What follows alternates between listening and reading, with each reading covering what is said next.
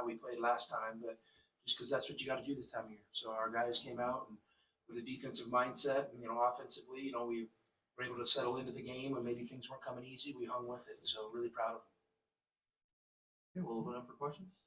Start in the back middle here. Yeah, Tommy, Steve Rivera, sports2sun.com. Tommy, in the first half, they kind of made you play their style, but you were able to survive it and, in fact, had a 12-point lead. Can you talk about how much you are probably impressed with that? Well, yeah, it's a game, and these games play out different. You can't I'm joking when I say it's just how we drew it up. You can't script it, and so we knew that they may not want to get up and down with us, but you always want to test that. A coach can have a game plan, and the players maybe don't execute it defensively on their end, and we get up and down in transition, and they did a good job keeping the game slower, but it came down to defense. we were able to get stops, and then kind of made a little run at the end of the first half to get a little separation, and then these guys did a great job at the start of the second half to extend that. Front row on the right, Brian. Yeah, Jaden and KJ combining for 27 points off the bench. I know there's been a lot of talk this year about the importance of the bench and the minutes that they provide, but for them to be able to be your leading scorers in this game, what does that say about just the overall balance? Well, it's awesome, and they both responded because they didn't play good at SC, and I'm really proud of how they responded, especially when a game like that where a team switching defenses playing a lot of zone, maybe they're not players you think traditionally would play good against the zone, but they were opportunistic. You find some in transition, you find some late in the possession, you find some on the offensive glass. I thought KJ in that second half really made a statement. Pelle unfortunately picked up his third foul, and KJ came in there and made like 3 or 4 plays right in a row to basically help us grow the lead, which was amazing. Second on the left. Yeah, Tommy, Raimundo Cervantes with Camp Student Radio. You said you guys were given a gift by SC after the loss last week. What were the conversations like with the team throughout the weekend last night after seeing that they were going to be your opponents? Well, we were excited. These guys, they're more excited than I am, because I have a coach's mind, and you're always trying to analyze everything. These guys were ready to go, and they did give us a gift. Late in the year, we were playing pretty good. We had wrapped up the Pac-12 championship, and maybe we let our guard down a little bit and got exposed, and our guys, battled back. So it's kind of nice when you can have a week of preparation where you're on edge a little bit, and I think we did that. I think it sets up well. But you know what? Tomorrow, whatever time we play, you got to be ready to roll because there's nothing that you can't assume anything. Far right, third row. Hey, Coach. This is Sean Mahoney, 13 News. One of the things you talked about after the loss to USC was kind of the trouble that some of that zone defense gave you in that first matchup. This time around, it seemed that you guys handled it a lot better. Talk to me about some of the adjustments you guys made and what you think propelled you to them. Well, a lot of that falls on my shoulders. When I just kind of took a step back, I realized that I haven't provided enough clarity, for how we want to attack and how we want to play.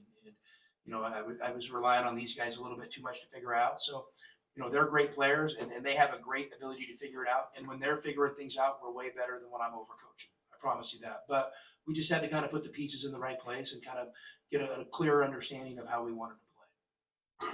Here in the middle, third row. Jesse Broadus, Cronkite News. So obviously you guys now are looking for your third straight Pac-12 tournament win.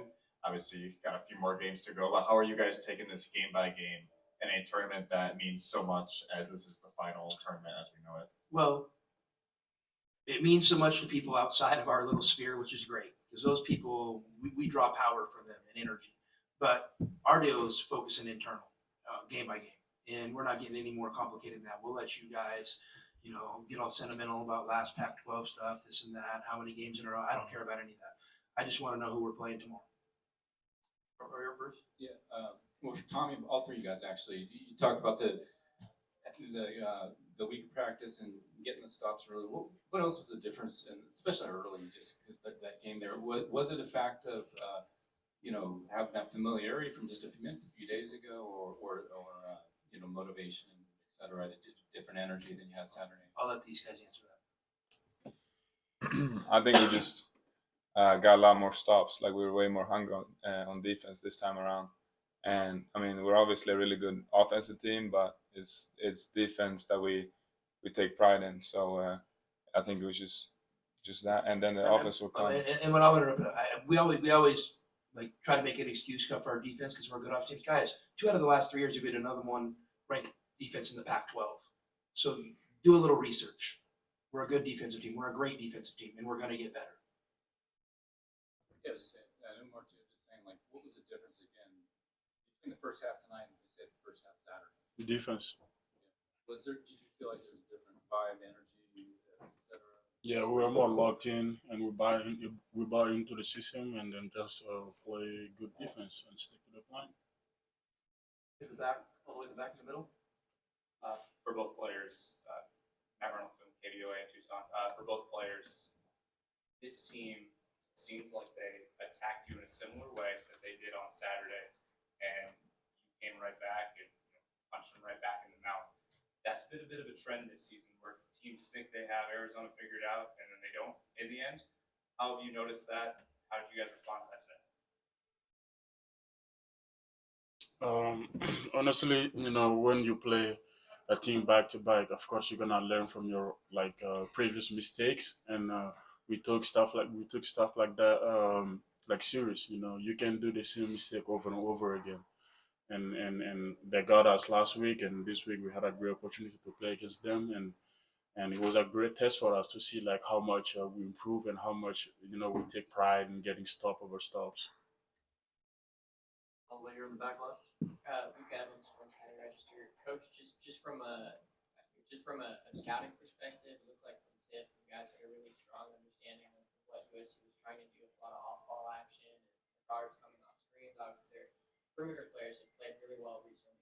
So just from last matchup with them in general, like you guys kind of game plan that specific angle. You're going to think this is crazy. We didn't do one thing different. We just did it better. That's what it came down to. We just did it better. This time of year, you're not changing a bunch. Just do it better with more effort, more conviction. We did that. Back middle here. Hey, Coach, Ben Barker, Cardinal Sports Report.com. I'm just curious, in tournament mode, how do you go about, in these general terms, just how do you go about scouting the opposing teams? How does that work? Do you watch from both teams at the same time, or just kind of how does that kind of process work? You've already seen these guys. How do you kind of approach scouting and preparing for games in tournament mode? Yeah. Well, twofold. I mean, you've played these teams already in your own conference, so you have some familiarity with what they do. And the second thing is you do what you do. You double down on what you do and what you do well, and you stick to those concepts. I mean, this time of year, you've seen almost everything, and there's a lot of trends where teams are doing similar stuff. So you have a good footprint of what you need to do defensively. You just got to go out and do it with great energy and effort. Two more starting here in the front. More.com. Tommy, how would you assess the overall progression of maturity dating back to when the team celebrated after the Pac-12 regular season championship? I mean, we got a real mature group. We got a group of winners. We got a group of dogs. But we haven't been perfect. But no one has. So hey, it's about the next one for us. And these guys are mature and they're winners. And there's no guarantee to what's going to happen. But I would expect our guys to play with great effort and energy tomorrow. Last one here in the back, Steve. Yeah, Tommy, Ballo does what he does. He did it well today. Did you talk about his energy? He was all over the court today. Yeah, when O plays like that, I mean, and he has for a long stretch now. I mean, it's an absolute difference maker. He's a monster. And, the way he was protecting the rim today, I mean, really allows us to play defense a certain way. The way he was rebounding the basketball, and then, the way he was getting fouled and just his physical presence inside, he's a game changer. So really proud of him, and I love that he's doing it on a nightly basis now. All right. Thank you guys. Appreciate your time.